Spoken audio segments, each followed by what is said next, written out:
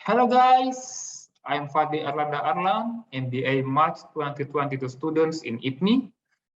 I want to tell you a story about what I've learned in Professor Roy Sember's class, Corporate Finance, through my next video.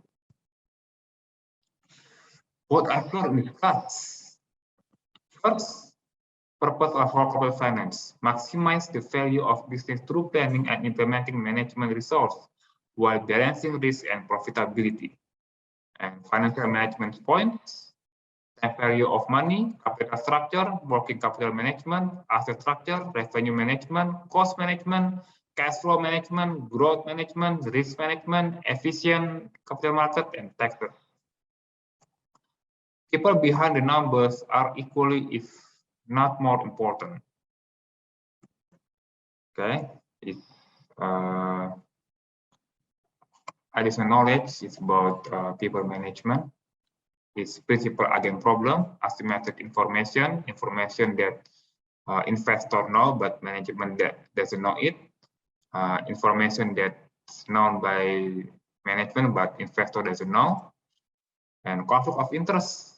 For example, management wants more bonus, but while shareholder or owner wants more money from dividend from company's achievement. And moral hazard: it's when activity in a company is not done with integrity.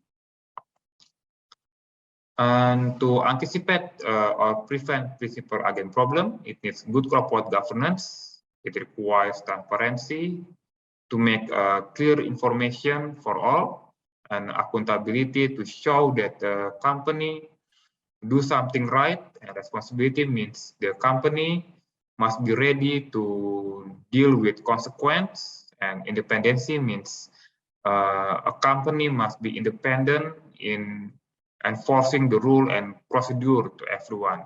And fairness means that a rule and or procedure must be done same to all people. And it means all people must follow the rule and procedure. And also, a company needs to know ethical behavior to prevent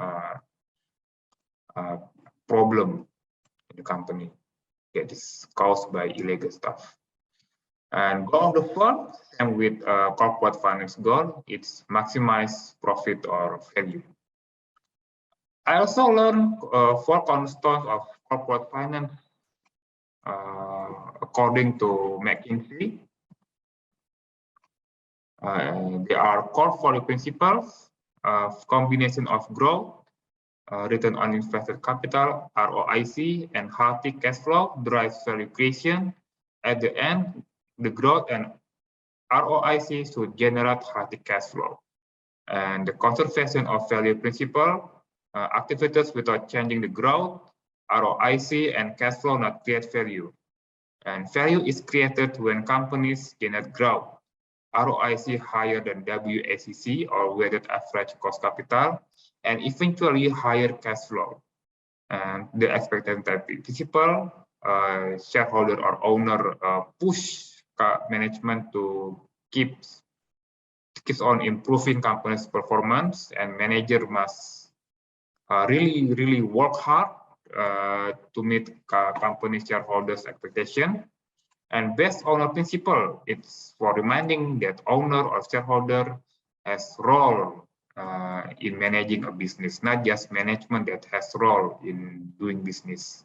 So owner must have ability to make strategy for developing a company. I know 5 business essentials from Charan 2. They are cash, profit margin, velocity, growth, and customer focus. Time value of money. If you, let's say, receive $1 today, it's worth more than $1 in future because of opportunity cost. Future value means compounding. Present value means discounting. Future value formula is present value times 1 plus interest rate powered by n, and is period that you want is 6 years, and so n is 6. And present value equal future value powered by n times 1 divided 1 plus interest rate powered by n. I want to tell you about capital budgeting. Capital budgeting is planning process for investment in long-term asset. The capital investment and capital financing. The difference are, okay. First, capital investment. Decide what project or business to invest on the highest possible risk-adjusted return. Any investment for which the economic benefit is greater than 1 year. Capital investment will increase the asset of the company. And capital financing, determine how to fund capital investment, optimize the firm's capital structure, and dividends and return of capital. So determine how to fund capital investment, optimize the firm's capital structure. And valuing and investment. There are two most common concepts and techniques for that. Net present value or NPV. The value of all future cash flow, positive and negative, over the entire life of an investment discounted to present value. If NPV is positive or more than 0, the project is feasible, and internal rate return is expected compound annual rate of return that will be earned on a project or investment. IRR is discount rate that makes NPV equal 0. If IRR more than required rate of return, feasible. If IRR less than required rate of return, not feasible. And then profitability index or PI is ideal number is more than 1. And about payback period is a period when you get the payback from your investment in a project. And it means how long you get your money back from the investment that you do in a project. But weakness of PP or payback period is it does not consider time of value of money. It only considers cash inflow until the investment cash outflows are recovered. Cash inflows after the payback period are not part of the analysis. And NPV, PI, IRR consider all cash flow, time value of money, and required rate of return. Also, there is terminal value, value of free cash flow beyond the forecast period. Two formula to calculate terminal value. First, growing perpetuity formula, free cash flow times 1 plus growth divided by cost of capital minus growth. And second, exit multiple formula, financial metric, earning, EBITDA, revenue times multiple, for example. And there are two types of capital market. First, corporation, capital inflow from those investors into corporation. Second is institution represent investor, and in extent, corporation is used back into sub-institution, investors, bonds, or share in the company. There are enterprise value and equity value. Enterprise value, value of entire business. Equity value is value of shareholders who receive if the company is sold. Here the illustration to describe it. Enterprise value is equity value plus debt minus cash equal NPV of business.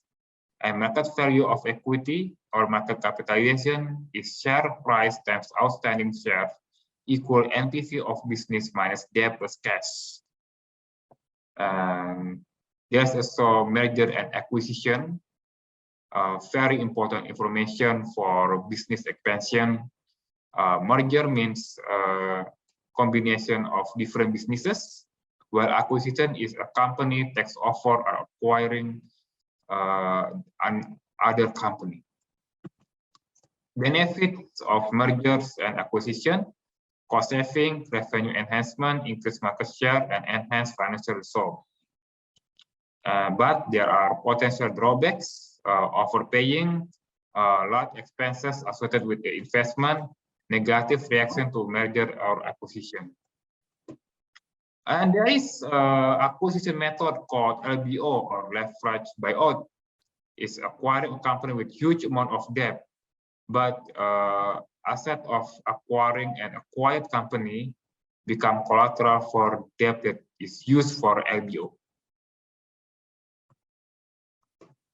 Also, there is a explanation about equity and debt.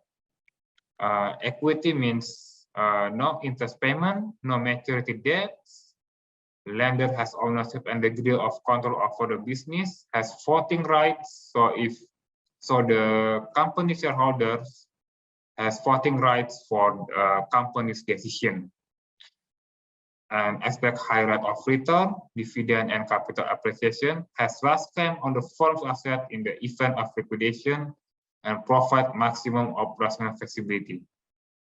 And debt has different payment, has fixed repayment schedule, prevent dilution of equity, requires governance and financial performance metrics that must be met, has a lower cost than equity, expects low rate of return than equity, has first claim on the firm's asset in the event of liquidation, constraints transaction of personal flexibility.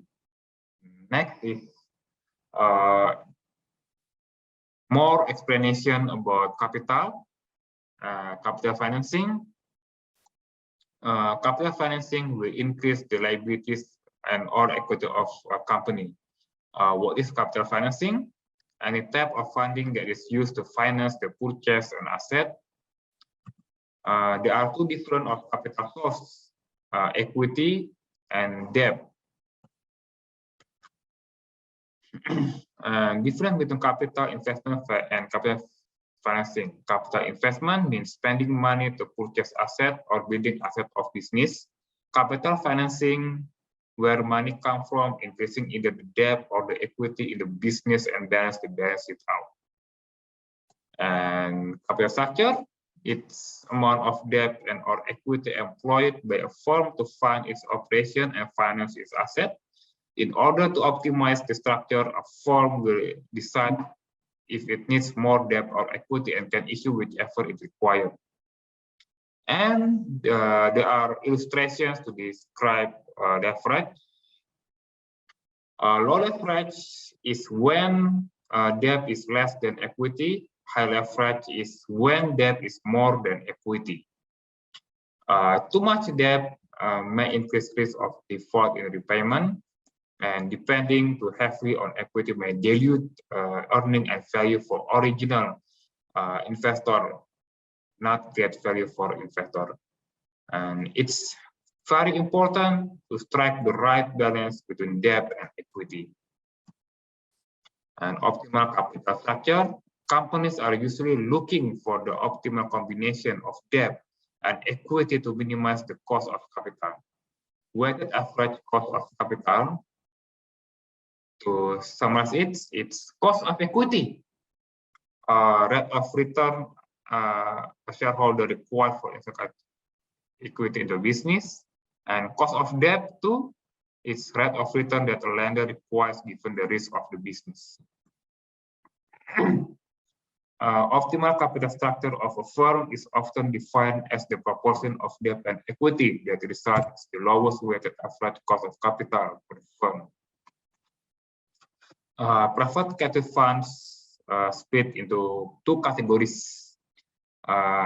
Venture capital funds that will invest in early stage or expanding business that have limited access to other forms of financing. Leverage buyout typically invest in more mature business, usually taking a controlling interest rate and leveraging the equity investment. The substantial amount of external debt buyout funds tend to be significantly larger than venture capital.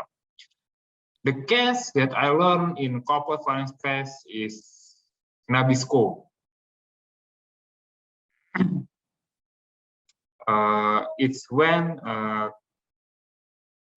the management group KKR and First Boston Group buying RGR Nabisco share. The management group and KKR use equity, bank loan, and subordination loan. So there are huge amount of debt to acquiring Nabisco.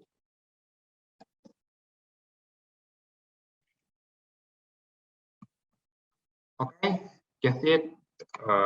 Thank you for watching my video. Please like, comment, share, and subscribe. See you in next presentation. Bye.